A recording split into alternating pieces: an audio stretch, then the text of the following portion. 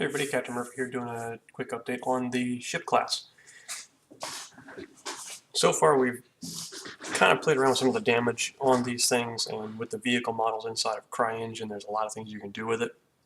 And what we're trying to do is we're going to take the original standard boat class and we're going to be modifying it so that it can handle larger ships in it without having to make a bunch of changes to the original class. We're going to make it so that the new class will handle everything such as sinking effects and damage and things like that. So this is a test model we've got going right now. It's a Lion Hoy model.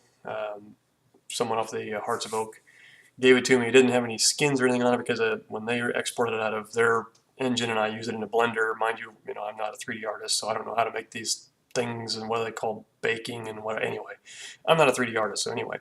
So what I've done is I just stuck a skin off of another ship onto it just so I can have something to look at rather than the ugly replace-me's. But every piece is actually separate. So what you're seeing is the hull is a separate chunk than the actual hull proxy for the damage. The bowsprit is a separate chunk. The mast is a separate chunk. So everything is a separate piece in the engine, and this is going to allow us to later on have each one of these pieces be damageable and debris spawning. So if you knock off a bowsprit, it's going to spawn in the debris of this bowsprit hanging off the front of the boat. And if we can get the rope entities working correctly, then it's going to do the same thing. It'll have a piece of rope holding onto it until eventually the rope gets cut or snapped, etc. So anyway, just show you a couple of things we're running into though. You can see that the physics are working good as far as making the boat rock and roll. We can see that this thing is it's rolling more than it's pitching, which is correct. Everything seems to be working good on that. The one thing that is kind of bizarre on this, though, is that when you damage this thing, I don't have any decals for the damage, by the way, but when you do damage this thing, it ends up sinking kind of odd. And what it does is it jumps out of the water when it first gets destroyed. So when this thing changes from the current model, which is the model that has all the physical damage proxies on it, and when it turns into the non-damageable model, which actually is the one that gets sunk, it jumps out of the water. And we're not quite sure why it does this. Now, while it's, the other proxy, the physical proxy is still there, so it's not, completely destroyed, and you can see we're still leaving decals on it, but something is just off when it does that damage. However, you can see that my sinking is a little more realistic. It doesn't just immediately dive under the water. It is interacting with the ground under it, so it's only like 4 or 5 meters deep in this area right here. I made a little cove for this thing to sink in. So everything looks like it's working pretty good. The one thing I don't have working yet is the export to make everything damageable. So like right now, you're shooting through everything else. The damage proxy only works up to a certain point.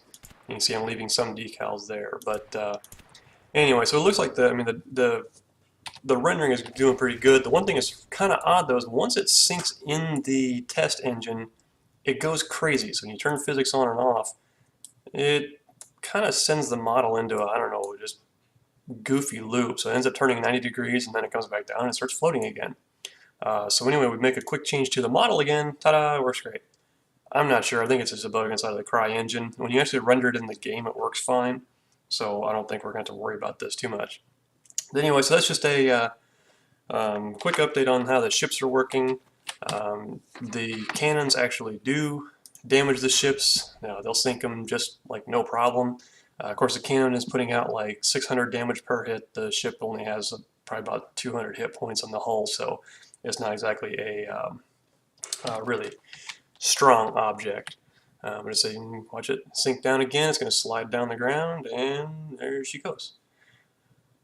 So yeah, anyway, so that's a little bit of update on the sinking process. I'm going to get a little more refined, but this way, whenever we generate a boat, someone wants to import one into the engine, it'll be a very easy process for them.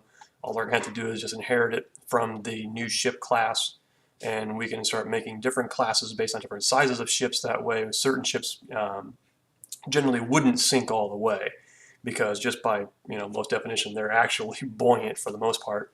And then certain boats, would sink depending on their load and the mass and how much is in them, etc. So anyway, so that's just a quick update. I'll try to keep you guys updated as I get more done. Thanks.